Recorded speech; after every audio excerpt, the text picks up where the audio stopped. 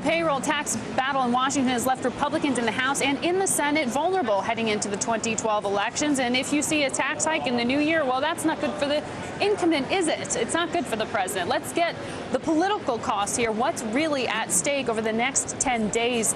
With me here on the floor of the New York Stock Exchange, it's good to have you here. Great to be here, Margaret. Matthew Dowd, Bloomberg political analyst, and joining us, as always, from Washington editor Al Hunt. So it seems like there are costs to both parties if in the next 10 days you don't get this extension figured out and paid for.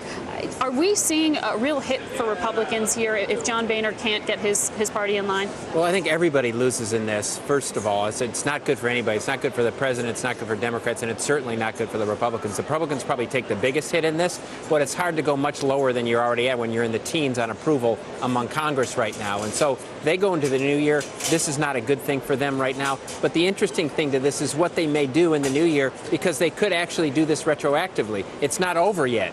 It's not over yet, but we were just talking to economists who are saying you do this retroactively, and then we got to figure out what the costs are. The White House, Al, was out on Twitter. I know you're active on Twitter. You seeing yesterday what $40 will get you, what it could mean in terms of dinner, what it could mean in terms of your health care costs. Why $40? Because if you get 2 months worth of a payroll tax holiday, that's what goes into the pocket of the consumer. Is that the best strategy?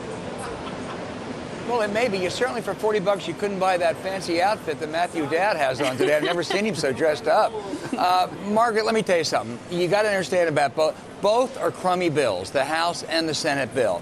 The Senate bill is too short. It's laden with other stuff. The House bill is unbalanced. It's unfair. That's a reality. The only reason the Senate bill is preferable is because it's bipartisan. That's the only way you get anything done in this town these days. And I think almost every serious analyst thinks in this shaky economy, it's bad policy not to extend the payroll tax holiday and unemployment benefits. You can do it retroactively, but that just creates more uncertainty, and it's just a dumb thing to do. They ought to get back to Washington and get some kind of compromise. John Boehner and Harry Reid and Mitch McConnell could cut a compromise very easily. It's a question of whether those Braveheart chanting House caucus GOP members will go along. Al, what did you think of Boehner's op-ed in USA Today? It wasn't persuasive. Look, John Boehner is being rolled by his own caucus in this. John Boehner is a very effective conservative legislator. If left to his own devices, he could get this deal done very easily. He had to make the only case he could make in that op-ed today, and it wasn't a convincing one because his case is not convincing, and he actually knows that. And the problem with all of this is the substantive argument is actually, I think, is on the House Republican side in this, is that we ought to have a longer-term policy. It ought to not be too much solution.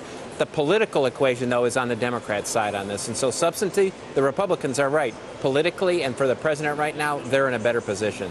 So strategy-wise, what does it do for those on the campaign trail right now with the R next to their name? Well, that's what's really problematic, I think, because normally Republicans have an advantage on tax policy, but what this could be doing is ceding that to the Democrats. And so they've already ceded foreign policy advantage to the president because what he's done with all of what he's done on terrorism. They're now ceding tax policy to the president, and they're roughly competitive on the economy. It puts them in an awful position. And now Mitt Romney, Newt Gingrich, everybody's going to have to deal with this because it's an unsettled process. It's something they did not want to have to be dealing with in the midst of their primaries and caucuses. So, Al, do we see an angry President Obama emerge and take control of Congress in the next few days? Well, he's not going to be able to take control of Congress. If John Boehner can't control those cats in the House GOP caucus, Barack Obama sure can't. But I think Obama will stay here for a while. I doubt he'll go to Hawaii. I don't know what will happen if we hit Christmas Eve. But I think he's going to try to take advantage of it politically the way Matthew just suggested. And the Mitt Romneys of the world out there in the campaign trail just want this to go away. This is not an issue that they want to be talking about right now. Al Hunt, Matthew Dowd, good political perspective. And just to button it up on the economic note, $1,000 in the pockets of 160 million Americans if it goes for a year, $40 if it goes for 2 months. 10 days and counting.